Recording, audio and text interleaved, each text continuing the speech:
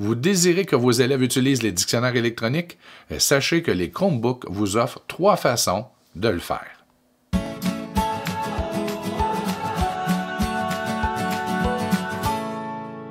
Il y a définitivement une plus-value à utiliser des dictionnaires électroniques, mais sachez qu'il y a 3 façons d'accéder à ceux-ci lorsqu'on utilise des Chromebooks.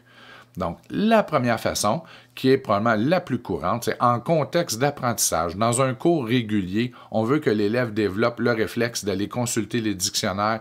Bien, sachez que l'élève, avec sa session ouverte, il peut, à partir du menu Favoris CSSS, choisir Outils web pour Chromebook et PC. Et dans la première catégorie, vous avez Dictionnaire et traducteur. Et vous retrouverez ici les 2 dictionnaires qui, au moment où j'enregistre cette capsule, sont autorisés pour les épreuves ministérielles, soit Dictionnaire Usito en français et Dictionnaire WordReference en anglais langue seconde.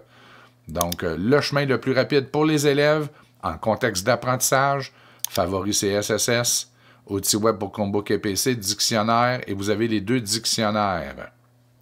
Maintenant, si vous désirez qu'en cours d'année, lors d'une évaluation, d'accord, que ce soit de thèmes, de chapitres, peu importe, que les élèves utilisent le dictionnaire électronique, mais vous désirez vous assurer qu'ils ne puissent pas ouvrir d'autres onglets et aller voir ailleurs.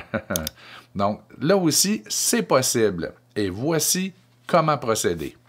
Donc, lorsque l'appareil arrive, le Chromebook arrive dans les mains de l'élève, il va l'ouvrir, ouvrir le capot, et contrairement à son habitude, où il a le réflexe d'entrer l'information pour ouvrir sa session, vous pouvez voir, il était vraiment éteint, le Chromebook, là, il est primordial, il est obligatoire de ne pas entrer l'information pour ouvrir une session. L'élève n'ouvre pas une session personnalisée sur le Chromebook.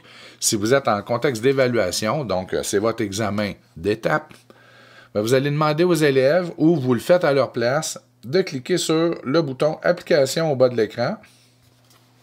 Ici. Je n'ai pas toujours de facilité avec le tactile. Et là, vont choisir le dictionnaire en question. Donc, vous avez ici les kiosques qui peuvent être démarrés manuellement. Donc, dans le cas du français, dictionnaire Usito. Et en quelques secondes, vous allez avoir le mode kiosque Usito sur cet appareil. On attend quelques secondes et voilà. Et il n'est pas possible d'ouvrir une seconde fenêtre ou une troisième fenêtre pour sortir du mode kiosque. Donc, pour vérifier si l'appareil est bel et bien en mode kiosque et non en mode plein écran dans une session d'élèves, vous pouvez passer avec votre doigt sur les touches de fonction au haut du clavier. Il ne devrait y avoir aucune réaction ici de la part de l'appareil, puisque les touches de fonction, ou la grande majorité de celles-ci, sont désactivées. Et même si l'élève ferme le capot et décide de réouvrir l'appareil, puisque nous sommes en mode kiosque, il retournera à Usito instantanément. Donc, peu importe le nombre de fois que le capot sera fermé et réouvert, c'est Usito. Jusqu'à ce que un individu, une personne ici, pèse sur le bouton d'alimentation,